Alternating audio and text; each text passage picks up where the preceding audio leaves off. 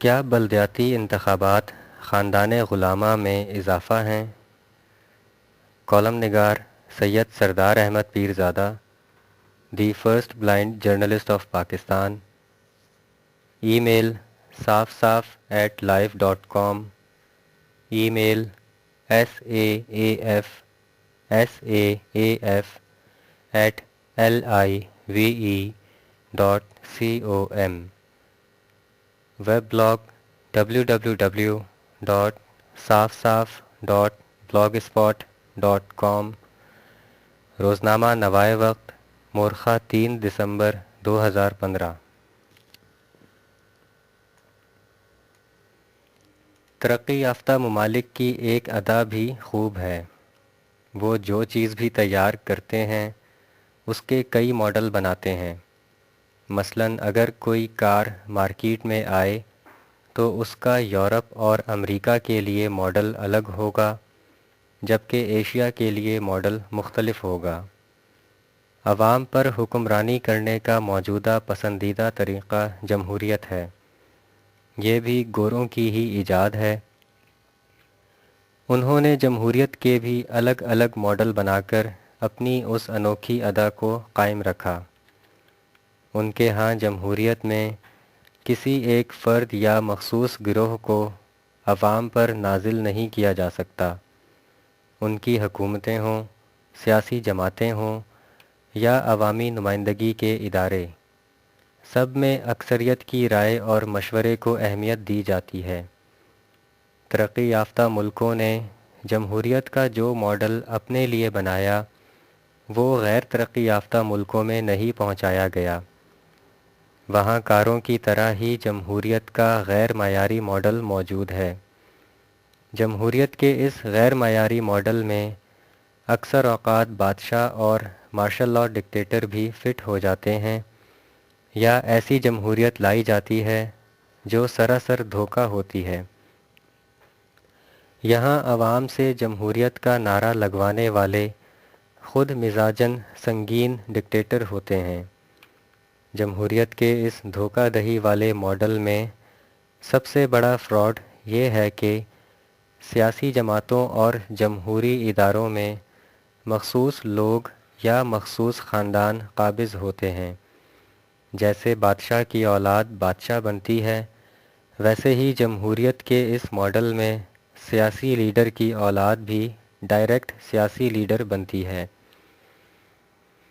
پاکستان میں لوگوں کو یہ بتایا جاتا ہے کہ جمہوریت ہی ملک کی بہترین دوست ہے، مگر پاکستان کی سیاسی جماعتوں کے کنٹرول رومز کو دیکھ کر اندازہ لگایا جا سکتا ہے کہ جمہوریت کا کنٹرول عوام کے پاس ہے یا مزاجاً ڈکٹیٹر اور خاندانی سیاسی وارثوں کے پاس ہے۔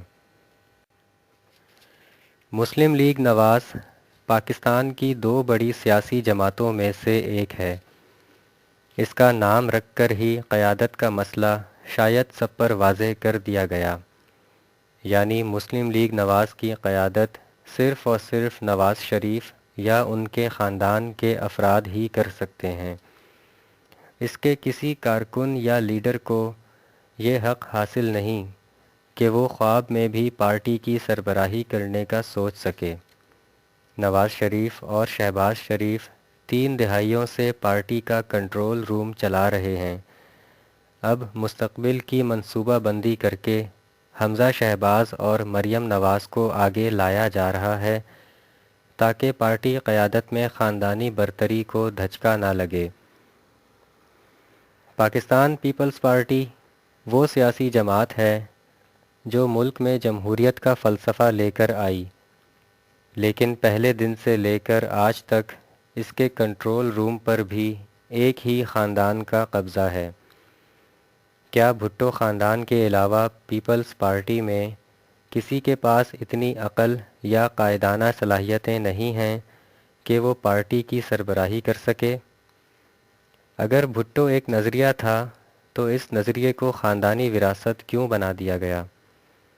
امریکہ کے ہر دل عزیز صدر کینیڈی کے قتل ہونے کے بعد کیا ان کا خاندان سیاسی جماعت پر قابض ہو گیا؟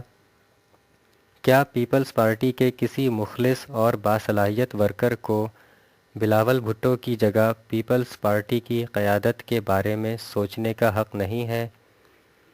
عوامی نیشنل پارٹی میں بھی خاندانی قبضہ موجود ہے۔ سیاسی وراثت کی تقسیم پر اختلاف کے باعث ولی خان کا خاندان تقسیم ہو گیا، لیکن اے این پی کا عام کارکن سربراہی کا اہل نہیں سمجھا گیا۔ M Q M middle class کی جماعت ہے، وہاں بھی قیادت کے مخصوص شخصی نظریے کو ہی اپنایا گیا، یعنی مائنس الطاف حسین فارمولہ انہیں بھی پسند نہیں ہے۔ مذہبی سیاسی جماعتیں بھی کسی سے کم نہیں ہیں۔ کیا کوئی سوچ سکتا ہے کہ جمعیت علماء اسلام فے کا لیڈر مولانا فضل الرحمان یا ان کے خاندان کے علاوہ کوئی اور ہو؟ کیا جے یو آئی فے کے کارکنوں میں عالمانہ اور قائدانہ صلاحیتوں کا فقدان ہے؟ جماعت اسلامی وہ مذہبی سیاسی جماعت ہے جو جمہوریت میں قیادت کے فلسفے پر پوری اترتی ہے۔ ان کے ہاں انتخابات کے ذریعے جماعت کا سربراہ چنا جاتا ہے۔ جماعت اسلامی کے اندر شخصی قبضہ نہیں ہے، لیکن اس جماعت نے عوام پر قبضے کا ایک نیا اسٹائل متعارف کروا رکھا ہے، یعنی جماعت اسلامی کے نزدیک پاکستانی سیاست صرف جماعت کے مذہبی نظریے کے تحت ہی ہو سکتی ہے۔ اس سیاسی مذہبی آمرانہ نظریے کے باعث ہی ووٹروں نے انہیں مسترد کیا۔ اسی لیے جماعت اسلامی اب سکڑ کر دوسری جماعتوں کی ماتحت جماعت بن کر رہ گئی ہے۔ پاکستان تحریک انصاف تمام قبضہ گروپوں اور خاندانی سیاست کے خلاف آواز بن کر ابھری، لیکن پی ٹی آئی کی قیادت میں بھی مکمل ڈکٹیٹرشپ کا مزاج موجود ہے۔ سب جانتے ہیں کہ عمران خان کسی کا مشورہ قبول نہیں کرتے اور ان کا کہا ہوا ہی آخری فیصلہ ہوتا ہے۔ عمران خان کی اسی ہٹ دھرمی نے پارٹی کے دانشوروں اور معزز شخصیات کو پارٹی سے علیحدہ ہونے پر مجبور کر دیا۔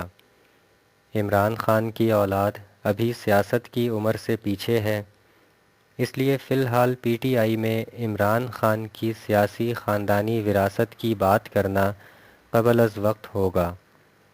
تاہم پی ٹی آئی کے دیگر رہنماؤں کے خاندان پارٹی کی مختلف سیٹوں پر موجود ہیں، اس لیے پی ٹی آئی بھی ڈکٹیٹرشپ کے مزاج اور خاندانی سیاست کے حمام میں ننگی ہی ہے۔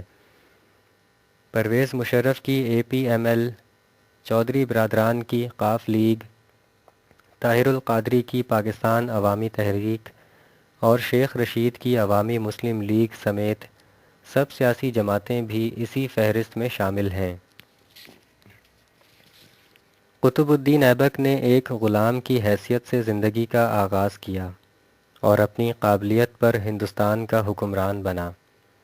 بعد ازاں اس کے خاندان کے افراد اپنی صلاحیتوں کے بلبوتے پر تخت نشین ہوئے۔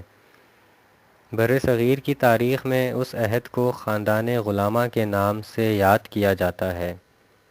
پاکستان کی سیاسی ہسٹری میں بھی خاندان غلامہ کی نئی شکل موجود ہے۔